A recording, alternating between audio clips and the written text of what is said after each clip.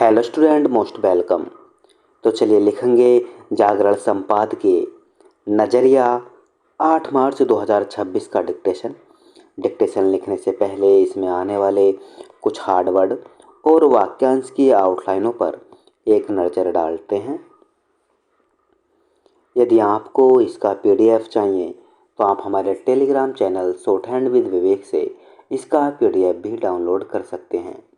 Telegram channel तक पहुंचने के लिए इस वीडियो के डिस्क्रिप्शन में लिंक दिया है, या आप टेलीग्राम पर सर्च करेंगे short hand with Vivek without space तो आपको आसानी से मिल जाएगा। तो चलिए लिखेंगे इसका डिक्टेशन की स्पीड लगभग 80 शब्द पर मिनट रहेगी। तो चलिए डिक्टेशन स्टार्ट करते हैं 5 सेकंड बाद।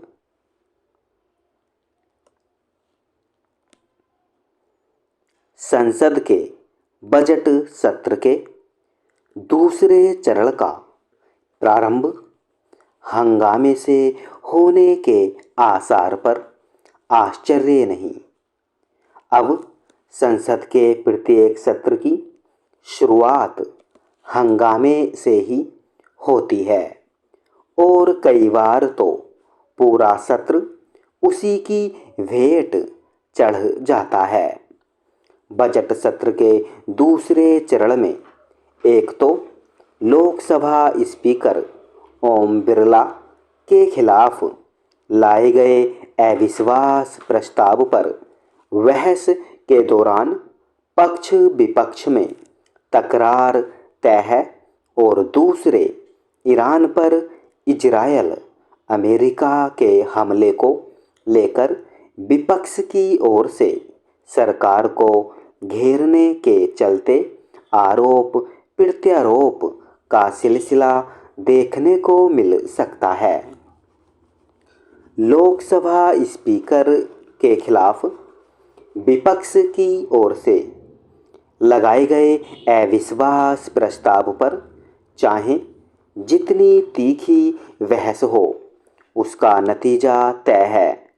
चूँकि सत्ता पक्ष का बहुमत है और प्रधानमंत्री ने सत्र शुरू होने के पहले लोकसभा अध्यक्ष की प्रशंसा करते हुए जिस तरह कहा कि वे अहंकारी उत्पाती छात्रों को ठीक करना जानते हैं, उससे यह स्पष्ट है कि वे सत्ता पक्ष को ओम बिरला के पक्ष में एकजुट होने का संदेश दे रहे हैं।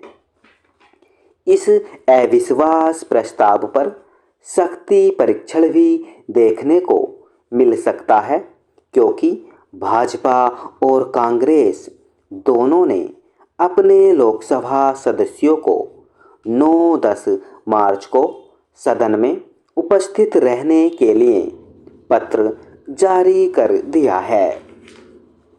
भले ही उच्च सदन को वरिष्ठों का सदन कहा जाता हो और यह अपेक्षा की जाती हो कि इस सदन के सदस्य सभी विषयों पर कहीं अधिक धीर गंभीर और दलगत हितों से ऊपर उठकर चर्चा करेंगे, लेकिन सच यह है कि अब लोकसभा की तरफ राज्यसभा में भी हंगामे के दृश्य देखना आम हो गया है। बजट सत्र के दूसरे चरण के पहले कांग्रेस समेत कई पार्टियों ने इजरायल अमेरिका द्वारा ईरान पर किए गए हमले और ईरान के सर्वोच्च नेता अयातुल्ला अली खामेनेई की मौत पर भी बयान जारी करने की मांग की है।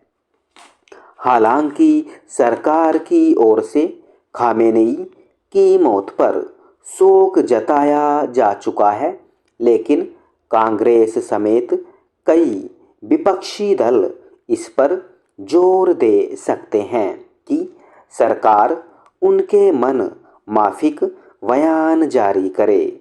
विपक्षी दल इससे अनजान नहीं हो सकते कि इजरायल अमेरिका और ईरान के बीच सैन्य संघर्ष से जो जटिल स्थिति उपजी है वह ऐसी नहीं कि सरकार किसी एक पक्ष में खुलकर खड़ी हो सके। इस स्थिति से सबसे अच्छी तरह लंबे समय तक केंद्र की सत्ता में रही कांग्रेस अवगत होगी, पर वही इस मामले में अपने संकीर्ण रवैये का परिचय देने में सबसे आगे रह सकती है। इसका प्रमाण सोनिया गांधी का वह लेख है जिसमें उन्होंने पश्चिम एशिया संकट पर सरकार के रवैये को कोसा। कम से कम कांग्रेस को तो यह पता होना चाहिए कि विदेश नीति किसी दल या सरकार की नहीं बल्कि देश की होती है और उस पर पक्ष विपक्ष को न केवल सहमति कायम करनी चाहिए बल्कि उसका प्रदर्शन भी करना चाहिए। स्टॉप।